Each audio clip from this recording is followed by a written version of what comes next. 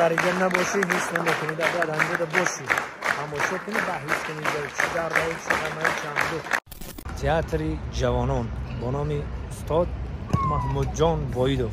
اینا دیدیم برای تئاتر آینه زندگی. برای چی گپا ما گفتم که سلام دوستان عزیز، برادرای قدردان، این حال در وطن همه بهار پیشواز گرفته است. شکفتنی ها را دی، این گل گلزار ها را دی، همه پیشوازگیری بهار حکمرانی داره در وطن عزیز ما. این گل گلزار ها را بینیم، این گل گلزار ها را دیدیم برادران. هم وقتش بابامون میگفتن که هم وقتش فقط بخونیم. انا کوز وقتش دیگه که ما وقت نداریم خوندن، وقت نداریم. اینترنت چیزی که بخونیم بفهمیم بدونیم. اینترنت هم خوبه، چیزایی که بخونی بفهمی بخاطر این هم خوبه. انا که مقصد دیگه پیما که ما امروز تئاتر تصمیم گرفتیم که تئاتر میرم. تئاتر آینه زندگی ای برادرو، تئاتر آینه زندگی.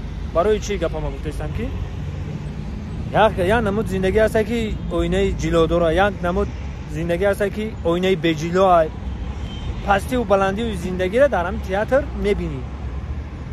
مقصد که رستم سورا با تماشا میکنیم، چیزی را که تماشا کنیم. مقصد چهار درویش تماشا میکنیم، چیزی را که تماشا میکنیم. چه کتاب شب بخون، چی در همین تئاتر تماشا کنم. خلاص برادرو، برای همین که تئاتر همه وقت خوبه. تئاتر رو با تئاتر بیارن جوانو با به نهایت خوب میشه. اینا ما یک جای میریم کم لحظه‌های تئاتر ما شما نشون میتم، شما بینید و حلاوت ببرید، غذای معنوی بگیرید. برای همین من توصیه میتم کسانی که کتاب نمیخونن اقلا بیاد تئاتر یک جای میریم. اینا دوستان عزیز تئاتر جوانان با نام استاد محمود جان وایدوف. اینا دیدیم برادران. اگه بسیار جوانان ملدیاج میگن که تئاتر ملدیاج نمیگن، یا تئاتر ملدیاج نی جوانان. یعنی این ناو گپ زدیم که بین دوزار کومات السلام علیکم واسه دوزار کنتیجی هم جوانان رو به تئاتر دعوت کردنیو. این تئاتر دینا بینه هم آدمای فرهنگی هم تئاتر میان، بسیار سال استادا رو در درون میبینیم. این هم چی کتاب بخونی چی تئاتر بیایی 2:15 یا 3 بگپای خطون گپ دستم میریم نجا با چی برنامه چی اسپکتاکل ما شما دارم میگم. میریم یکم گپ گفتنی هستی نه؟ سلامتی زنده باشی. رفتی بهار مبارک. این دوستای عزیز همه این توفایی که هم تئاتر دیگه دولت‌ها گرفتگی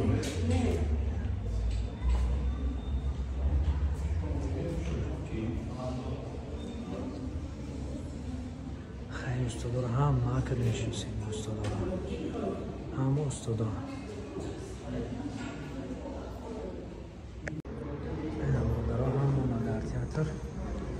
انتظارم که کی سر بشه. غنی جان اولیموف استاد عزیزی ما اینا ببینیم. قصه های استاد خیابانی اینا برادران میدونیم یک جای تماشا میکنیم، غذای معنوی میگیریم. چی گفتیم؟ چی گفتی دو دارم؟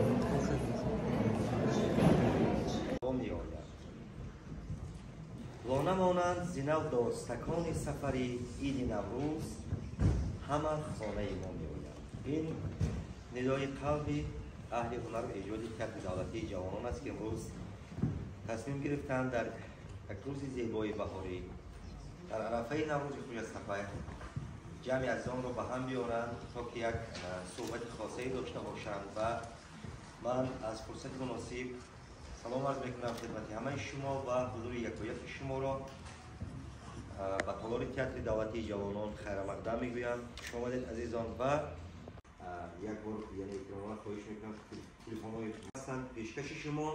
امیدوارم که این نمایش پسند خاطر شما باشد. بار دیگر شما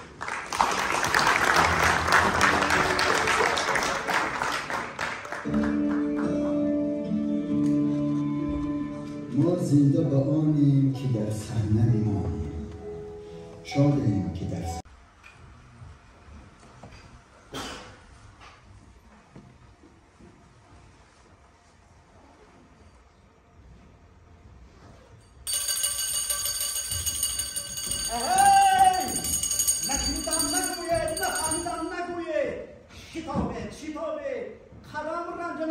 و کلوان پرحکمتی راویان اخبار و ناقلان روزگار که با آراستگی از قصه های عجایب و غرایب، مثل های خوشنمک جذاب، فهم های شنیدنی و گرفتنی، با خوش‌طبعی و نکته‌سنجی، با نزاکت و لطافت، با حسن دلکش، خلاصه کلام با حرکات و سکنات و تبسم همگی سعی کنند شوگدارا. اینک رفته. اهی یکی بود و یکی نبود، زیر این گنبدی فرشته سلمی کبود، حادثه و واقعات بوده بود که بجز یکی کسی دیگر دامنه آن مکن و قیاس مگیر، وگرنه این کارت به تو حالی توتی بقال رو بشورد. نشنیدنی؟ پس بشنم.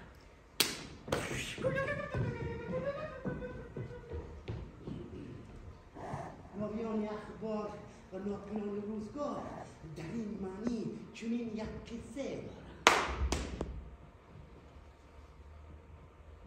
بود بقال و بیرا توتی، خوشنوای سبز و گویا توتی، بر دکان بودی نگهبان دکان، نرخ کردی، نکته گفتی با همه سوداگران. یکون 50 درم، یکون 50 درم، 370 درم، 70 درم، ارزان نمیشد. روز این توتی جست و از صدر دکان سوی گرخت شیشه های روغنی گل را برد. از سوی خانه بیامد خواهرش. رکیابه توتی جان، گراش بگیرم حرام از نظر شد، نبینم اگر ذره اندر ته دریاست.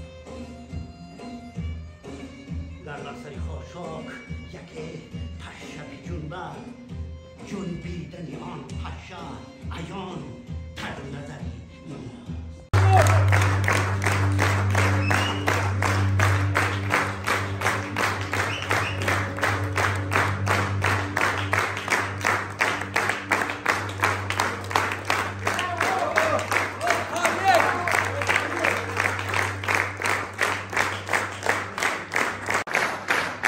دوستانم تو در اینجا نباشی هیچ نمیکنی، در اینجا باشی تماشا کنی، بحث کنی چی در راه چی چند دو